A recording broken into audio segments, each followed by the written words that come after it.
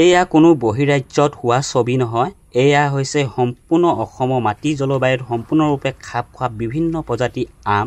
এই বাগানসমূহ আমাৰ অসমৰ ভিতৰতে হোৱা, তাৰে বিষয়ে আজি আলোচনা কৰিম ভিডিঅ'টোত।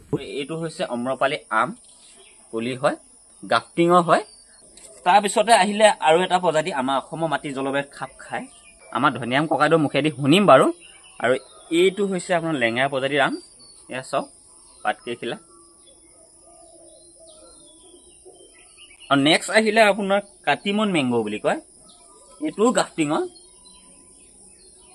এইটো কাটিমন মেংগো, এয়া গ্ৰাফটিঙৰ হয়।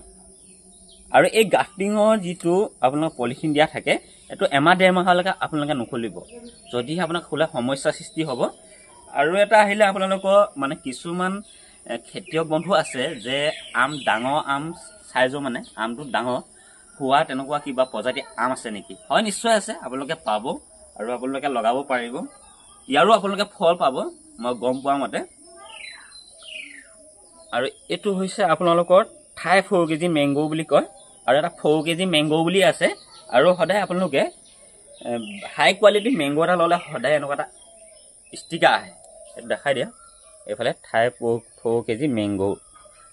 আৰু এইটো হৈছে গ্ৰাফটিঙৰ, এয়া খুব এটা সুন্দৰ পুলি।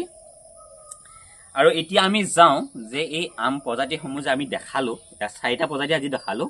আমৰ ভেৰাইটি যদি আমি চাওঁ 200ৰো অধিক প্ৰজাতি আপোনালোকে দেখা পাব বা লগ পাব।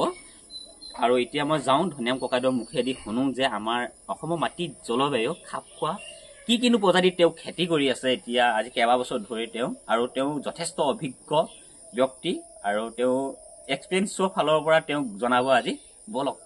এয়া হৈছে এইবাৰ প্ৰথমবাৰৰ বাবে মোৰ এই ক্ষুদ্ৰ কৃষি ক্ষেত্ৰখনত উৎপাদন হোৱা লেঙেৰা প্ৰজাতিৰ আম। যিসকল ব্যক্তিয়ে নেকি আম খাই ভাল পায় সেইসকলৰ বাবে এটা চিনাকি নাম।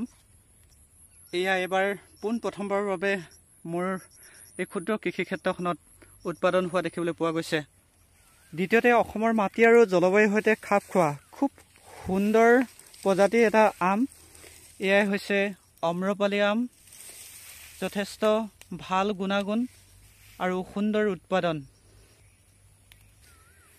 তাৰপিছতে আহিলে সুবৰ্ণৰেখা, নামটো খুবেই ধুনীয়া, কিন্তু উৎপাদন আৰু গুণাগুণৰ ফালৰ পৰা মোৰ ব্যৱসায়িক জ্ঞানৰ ফালৰ পৰা কৈছোঁ একেবাৰে ভাল নহয়। গতিকে এনেকুৱা ধৰণৰ আমৰ প্ৰজাতি ৰোপণ কৰাতকৈ নকৰাটোৱে ভাল হয়।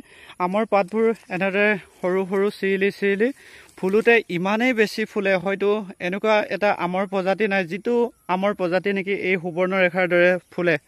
কিন্তু তেনেকৈ আমবোৰ নৰয়, আৰু যিকেইটা ৰয় খুব কম সময়ৰ ভিতৰতে ভেঁকুৰৰ দ্বাৰা এনেদৰে আক্ৰান্ত হয়। তাৰপিছতে আহিলে এয়া মল্লিকা প্ৰজাতি। এটা আমৰ ওজন সদ্যহতে 500 গ্ৰাম থাকে, কিন্তু তাতকৈ বেছিয়ে হয়, কেতিয়াবা 1 কেজি পৰ্যন্তও দেখিবলৈ পোৱা যায়। আমৰ ভিতৰ যিটো